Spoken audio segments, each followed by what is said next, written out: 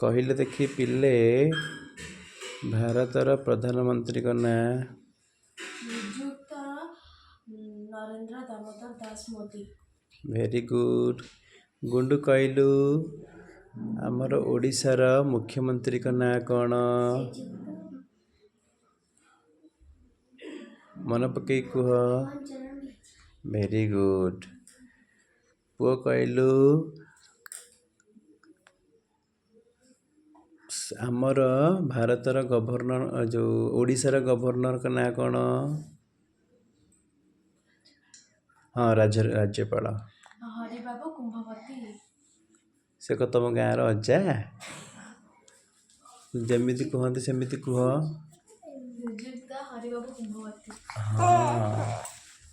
ଆଉ କହିଲେ ଦେଖି ଆମର ଗୁଣ୍ଡୁ କହିଲୁ ଭାରତର ରାଷ୍ଟ୍ରପତିଙ୍କ ନାଁ କ'ଣ?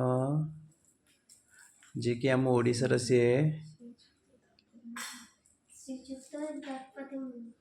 ଶ୍ରୀଯୁକ୍ତ ସେ କିଏ? ଶ୍ରୀମତୀ। ଆଉ ଥରେ କୁହ। ଶ୍ରୀମତୀ ଦ୍ରୌପଦୀ ମୁର୍ମୁ।